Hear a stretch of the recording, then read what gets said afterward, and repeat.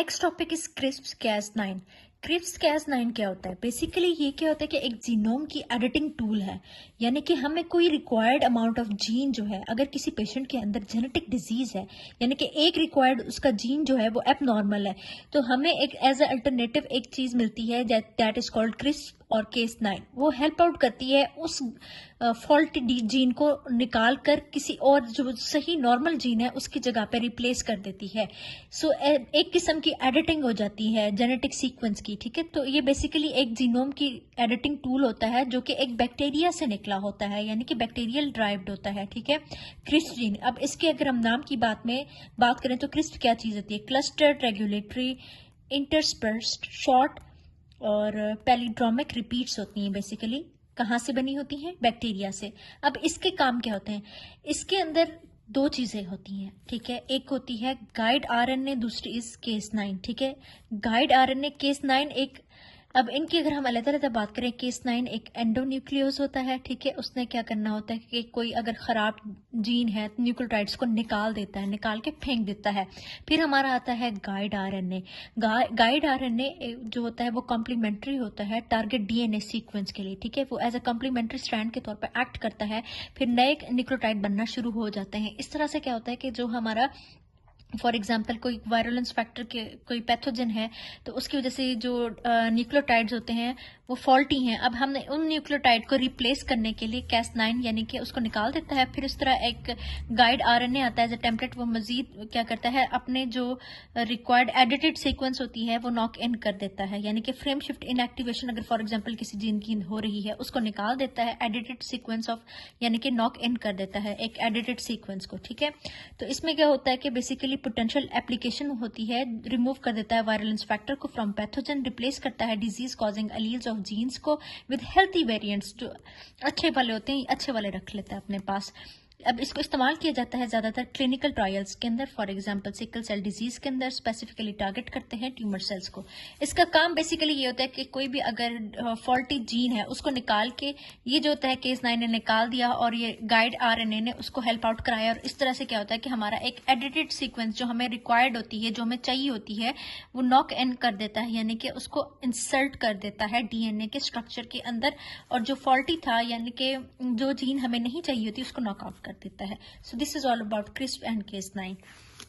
Next अगर हम बात करें ब्लॉटिंग प्रोसीजर्स की, ब्लॉटिंग प्रोसीजर के टाइप्स में साउदर्न ब्लॉट, नॉर्दर्न ब्लॉट और वेस्टर्न ब्लॉट शामिल होते हैं। इसको याद करने के लिए एक निमोनिक है स्नो ड्रॉप, यानी कि साउदर्न स्नो से याद रखना है साउदर्न, नॉर्दर्न, वेस्टर्न। ड्रॉप से याद रखना है कि डीएनए, आरएनए और प्रोटीन के अंदर इन्वॉल्व होते हैं। साउदर्न डीएनए में, नॉर्दर्न आरएनए और वेस्टर्न जो होता है वो प्रोटीन के अंदर। सो बेसिकली ये होता क्या है, साउदर्न ब्लॉट में क्या होता है कि डीएनए का एक सैंपल लिया जाता है जिसको एंजाइमेटिकली क्लीव कर देते हैं, यानी कि तोड़ देते हैं छोटे छोटे पीसेस के अंदर, और वो पीसेस क्या करते हैं एक जेल इलेक्ट्रोफोरेसिस के ऊपर लगा देते हैं, यानी कि फिर उसको उस मेम्ब्रेन के ऊपर ट्रांसफर कर देते हैं। फिर उस मेम्ब्रेन को एक्सपोज करते हैं लेबल डीएनए प्रोब के साथ, ठीक है। एक्सपोज करने के बाद फिर हम उसकी अनिलिंग कराते हैं। अनिलिंग कराने के बाद कॉम्प्लीमेंट्री स्ट्रैंड जो होता है वो बन जाता है। एज अ रिजल्ट एक डबल स्ट्रैंडेड डीएनए बन जाता है। लेबल्ड पीस ऑफ डीएनए भी उसके अंदर मौजूद होता है जिसको विजुअलाइज किया जाता है मेम्ब्रेन के साथ। अब मेम्ब्रेन को विजुअलाइज किस तरह करते हैं, हमने उस फिल्म को हमने डिजिटल इमेजर से ना करना होता है, देखना होता है, विजुअलाइज करना होता है। वो डिजिटल इमेजर जो होता है वो उसको विजुअलाइज करता है। इस तरह से हम इसको फाइंड आउट करते हैं। नॉर्मली ये साउदर्न ब्लॉट जो होता है वो यूजफुल होता है for the identification of size of specific sequence of DNA, ठीक है। ये डिटरमाइन करता है हेटेरोजाइगोसिटी को, ठीक है, और जिस तरह इस इमेज में दिखाया गया है। और फॉर एग्जांपल CGG रिपीट्स जो होते हैं FMR1 के होते हैं, डायग्नोस करता है फ्रेजाइल एक्स सिंड्रोम को। नॉर्दर्न ब्लॉट N से नॉर्दर्न आरएनए की बात करनी, ये बिल्कुल इसी तरह से होता है साउदर्न ब्लॉट की तरह। इसी तरह से उसको तोड़ा जाता है एंजाइमेटिकली, फिर उसको क्या करते हैं हम एक इलेक्ट्रोफोरेसिस मेम्ब्रेन के ऊपर ले गए। इस तरह से हमने इसको मजीद कंटिन्यू करना होता है, लेकिन इसमें ये सैंपल जो होता है वो आरएनए होता है जबकि साउदर्न में डीएनए होता है। फिर उसकी इलेक्ट्रोफोरेसिस कराते हैं। ये जो स्टडी होती है बहुत ज्यादा जरूरी होती है for messenger RNA levels and size को जानने के लिए। रिफ्लेक्टिव होता है कि जीन एक्सप्रेशन किस तरह हो रही है, ठीक है, सैंपल के अंदर डिटेक्ट करता है। स्प्लाइसिंग एरर तो नहीं है उसमें। वेस्टर्न ब्लॉट प्रोटीन का सैंपल देखते हैं। सैंपल जो होता है प्रोटीन होता है, उसको सेपरेट कर दिया जेल इलेक्ट्रोफोरेसिस की मदद से, फिर उसको मेम्ब्रेन पर ट्रांसफर कर दिया। फिर अब उस प्रोटीन के सैंपल को हमने एक एंटीबॉडी से एक्सपोज कराना होता है। अब वो एंटीबॉडी खास किस्म की स्पेसिफिक प्रोटीन जो उसके मुताबिक की होती है, उसकी रेलेवेंट होती है, उससे जाके बाइंड कर देता है। फिर हमने ये जो स्टेप होता है हमें हेल्प आउट करता है कि हम आइडेंटिफाई कर सके स्पेसिफिक प्रोटीन को, डिटरमाइन करें कि एक सैंपल के अंदर क्वांटिटी ऑफ प्रोटीन कितनी है। So these are some blotting procedures, southern, northern and western blots. इस फ्लो साइटोमीट्री। फ्लो साइटोमीट्री बेसिकली किसी भी सैंपल में सेल्स को देखने के लिए यूज किया जाता है कि आया इस सैंपल के अंदर कितने सेल्स हैं और कितनी तादाद में है, क्वांटिटी को कराता है शो। ये बेसिकली एक लैब टेक्निक है।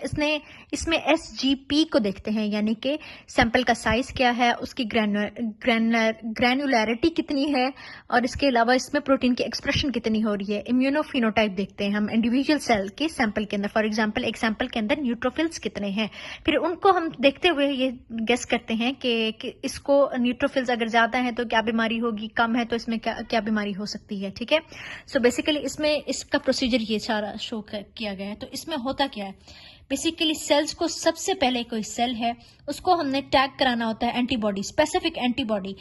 सरफेस एंटीबॉडी भी हो सकती है और इंट्रा सेल्यूलर प्रोटीन भी हो सकती है, सरफेस प्रोटीन भी हो सकती है और सेल्स के अंदर वाली प्रोटीन भी हो सकती है। ठीक है, फिर अब ये जो एंटीबॉडी थी इसको टैग कराते हैं एक खास किस्म के यूनिक फ्लोरेसेंट से, ठीक है, डाई के साथ, एक डाई के साथ, ताकि हमें वो नजर आए, विजुअलाइज हो।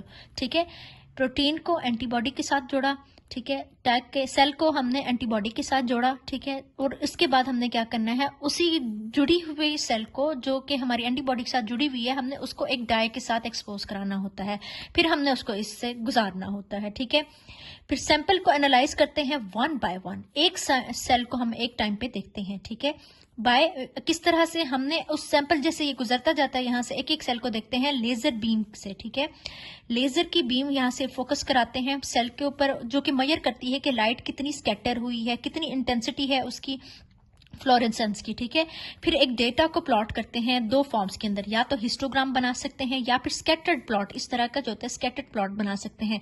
फिर उन दोनों में से या तो हिस्टोग्राम को देखते हुए या स्कैटर प्लॉट को देखते हुए हम उसका रिजल्ट लेते हैं। ठीक है, अब ये एक एग्जाम्पल दी गई है।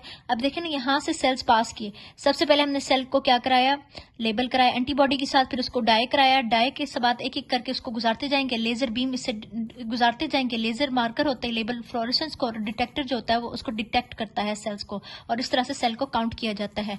ये उसका डेटा जो होता है एक इस तरह से स्कैटर्ड प्लॉट बना देते हैं। इसमें एग्जांपल दी गई है cells in the left lower quadrant. ठीक है, अगर हम लेफ्ट लोअर क्वाड्रेंट की बात करें तो उसमें CD8 नेगेटिव है और CD3 भी नेगेटिव है, यानी कि हमने Y एक्सिस पे क्या है, CD3 है, X एक्सिस पे CD8 है। ठीक है, यहाँ पे इसके नेगेटिव है, इसके पॉजिटिव, ये नेगेटिव और पॉजिटिव का है। ठीक है, ब्लू वाले जो होते हैं वो CD3 पॉजिटिव होंगे, पिंक वाले जो होते हैं CD8 पॉजिटिव हो गए। ठीक है, तो ये इस तरह से इसका हमने जो एग्जाम्पल है वो पढ़नी है। ठीक है, तो इसी तरह से इसमें बताया गया कि जो लेफ्ट लोअर क्वाड्रेंट के अंदर होते हैं ना, ये वाले, ठीक है, लेफ्ट लोअर क्वाड्रेंट के अंदर वो दोनों नेगेटिव है फॉर CD8 और CD3, तो इस वजह से इनका क्या कलर जो है वो ब्लैक है। ठीक है, cells in the right lower quadrant में पॉजिटिव होते हैं CD8 लेकिन नेगेटिव होते हैं फॉर CD3, लेकिन इसके अंदर जो पूरा क्वाड्रेंट है वो खाली है। खाली क्यों है, क्योंकि जो CD8 होते हैं एक्सप्रेसिंग सेल्स होते हैं वो CD3 को भी एक्सप्रेस कर रहे होते हैं, तो इस वजह से ये क्वाड्रेंट खाली है।